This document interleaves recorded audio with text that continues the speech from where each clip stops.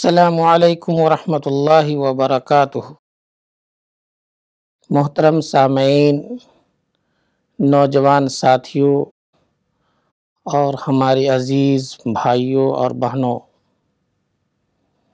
سب سے پہلے میں آپ حضرات کے سامنے اپنا تعارف کرا دوں۔ میرا نام نسیم الدین قاسمی، میں دہلی کے اندر مدنی مسجد کے اندر امام و خطیب کی حیثیت سے اپنی خدمت انجام دیتا ہوں، اور میں نے دارالعلوم دیوبند سے فضیلت کی ڈگری حاصل کی، اور اس کے بعد میں نے علی گڑھ مسلم یونیورسٹی سے ایم اے کی ڈگری بھی حاصل کی، اور اس کے بعد اللہ رب العزت نے مجھے مسجد سے متعلق خدمت انجام دینے کا مجھے موقع فراہم کرایا۔ میں وہیں پر لگ بھگ 18-19 سال سے اپنی خدمت انجام دے رہا ہوں۔ بیچ میں بھی بہن کماری جمیلہ دیدی سے ملاقات ہوئی دہلی کے اندر کسی پروگرام میں، ان کی دعوت پر میں یہاں آیا ہوں۔ یہاں مجھے بہت اچھا لگا، یہاں کا آب و ہوا، رہن سہن، محبت، بھائی چارگی، ایک فضا جو یہاں محسوس ہوتا ہے دیکھ کر، وہ یہی ہوتا ہے جس کو قرآن کریم کے اندر اللہ رب العزت نے فرمایا، ان اکرمکم عند اللہ اتقاکم، کہ تم میں سب سے معزز اللہ رب العزت کے نزدیک وہی ہے جو سب سے زیادہ پرہیزگار ہو۔ پرہیزگار کا مطلب جو سب سے زیادہ اللہ سے ڈرنے والا ہو۔ یہاں جو لوگ بھی ہمیں ملے یا جو چیز میں نے محسوس کی، وہ یہی ہے کہ یہاں کی دنیا بالکل الگ ہے، اور وہ ہے چین، شانتی، بھائی چارگی، آپسی محبت، اور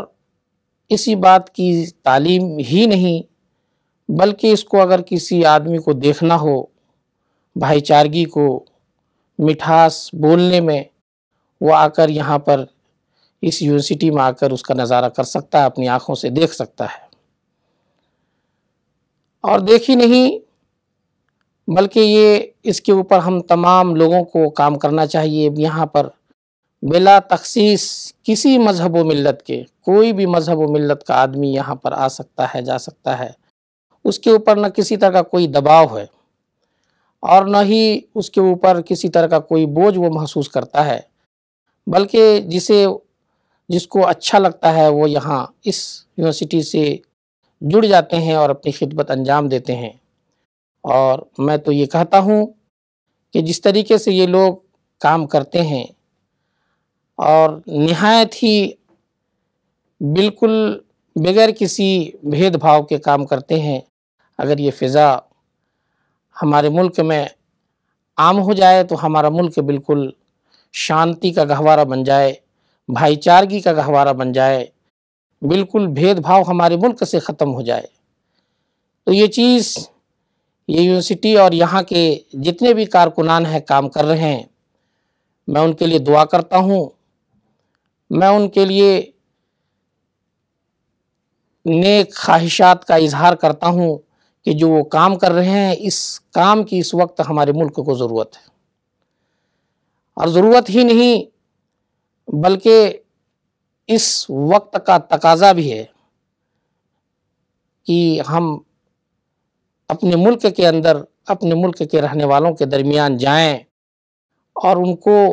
بھائی چارگی کا درس دیں، بھائی چارگی کا پیغام دیں، اور ان کو یہ بتائیں کہ سب سے زیادہ معزز اور سب سے زیادہ عزت دار وہ ہے جو اللہ رب العزت کے سامنے ڈرنے والا ہے،